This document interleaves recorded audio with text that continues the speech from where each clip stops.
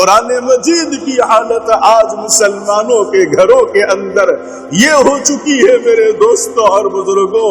زندہ قوموں کی حالت ایسی نہیں ہوتی جب تک یہ قوم زندہ رہی، ان کے گھروں میں قرآن کے چرچے رہے، ان کے بچوں کی زبان پر اللہ کا قرآن تھا،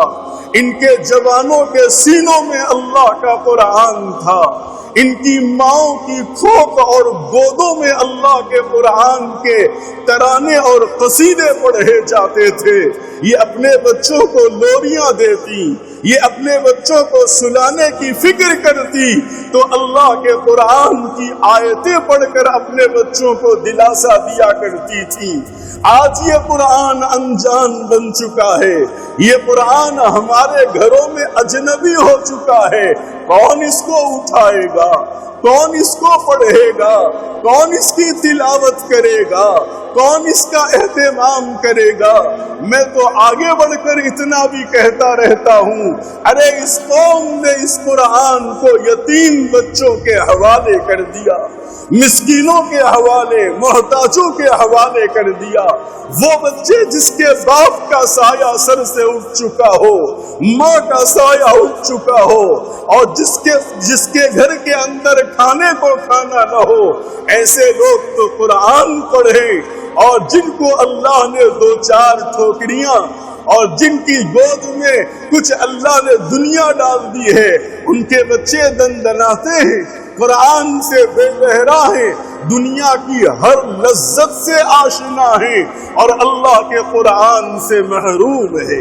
اللہ کے قرآن سے دور ہے۔ نہیں میرے دوستوں اور بھائیوں، اب یہ غفلت نہیں چلے گی،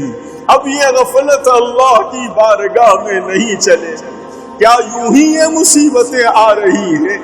یہ جو فیصلے آسمان سے ہو رہے ہیں، وباؤں کے فیصلے، ذلتوں کے فیصلے،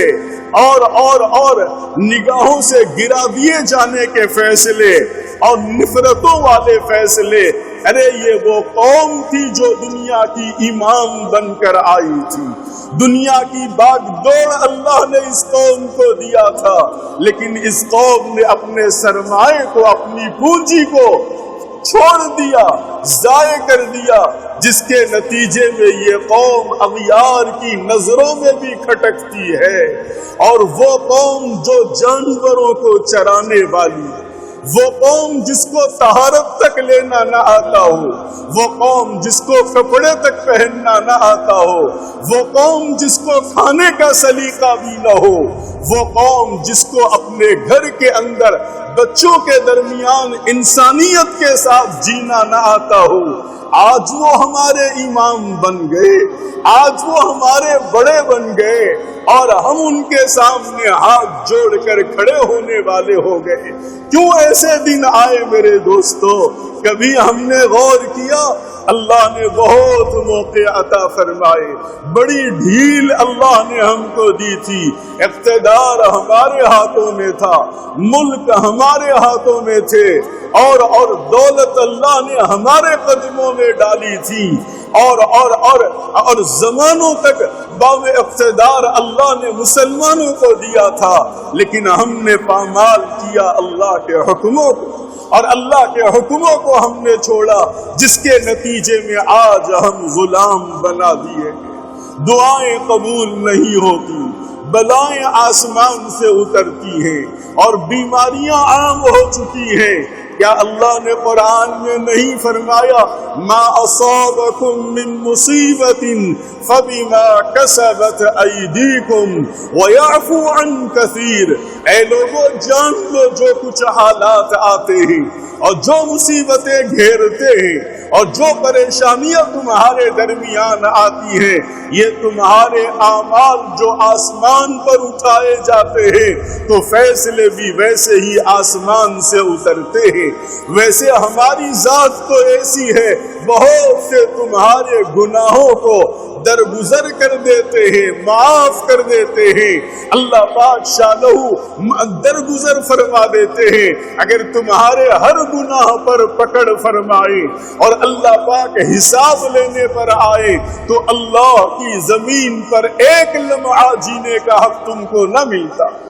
ماہ رمضان آ جائے، کچھ تبدیلی آ جائے، کچھ ہمارے اندر اللہ کی محبت بڑھ جائے، آخرت کا احساس بیدار ہو جائے، اپنی زندگی کو یاد کر کے روئیں، نادم ہو اللہ کے سامنے توبہ کرے۔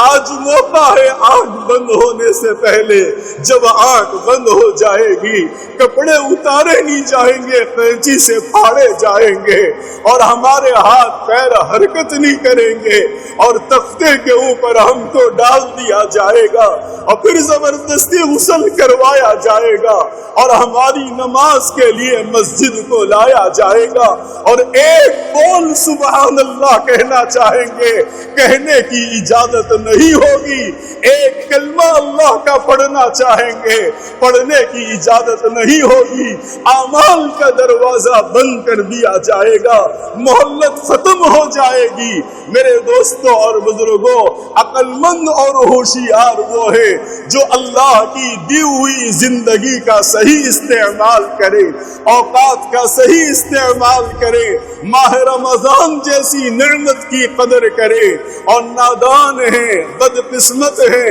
محروم ہیں جن کے یہاں رمضان اور غیر رمضان میں کوئی فرق نہیں۔